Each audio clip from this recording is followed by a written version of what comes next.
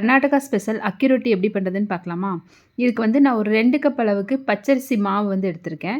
அது கூடயே வந்து பெரிய வெங்காயம் ஒரு 2, 3 வெங்காயம் நல்லா கட் பண்ணி ஆட் பண்ணியிருக்கேன். அது கூட கொஞ்சமா இஞ்சி வந்து பொடி பொடியா கட் பண்ணி அதையும் ஆட் பண்ணியிருக்கேன்.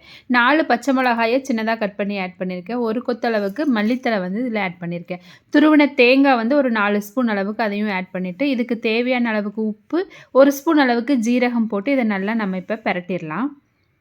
இதுக்கு வந்து லைட்டா வந்து தண்ணிய வந்து நல்லா வெது வெதுன்னு வச்சுட்டு, அதுக்கப்புறமா பெனையணும். அப்பதான் வந்து சாஃப்ட்டா வரும். பச்சை தண்ணி ஊத்தக்கூடாது. லைட்டா வார்ம் வாட்டர் ஊத்தி பெனஞ்சீங்க அப்படின்னா, மாவு நமக்கு நல்லா சாஃப்ட்டா இருக்கும்.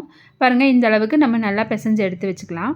இப்ப நமக்கு தேவையான சைஸுக்கு வந்து கொஞ்சமா மாவு எடுத்துட்டு, ஒரு வாழை இலையில லைட்டா வந்து ஆயில் அப்ளை பண்ணியிருக்கேன். ஆயில நல்லா இந்த வாழை இல ஃபுல்லா ஸ்ப்ரெட் பண்ணிட்டு, இந்த மாவ வந்து அப்படியே நம்ம வந்து நல்லா லேசா வந்து தட்டி எடுத்துக்கலாம். மொத்தமா தட்டக்கூடாது. ஒரு அளவுக்கு வந்து லேசா தட்டிக்கோங்க.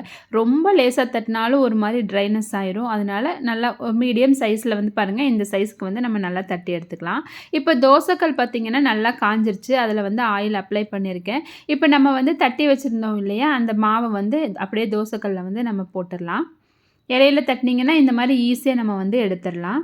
இப்போ வந்து ஆயில் ஊத்திட்டு, இத வந்து 2 சைடும் நல்லா ஆயில் ஊத்தி 2 சைடும் திருப்பி போட்டு நல்லா அமுத்தி அமுத்தி விட்டு வேக வச்சு எடுத்தோம் அப்படின்னா, நம்ம அக்கி ரொட்டி நமக்கு ரெடி ஆயிடுச்சு. கண்டிப்பா ட்ரை பண்ணி பாருங்க.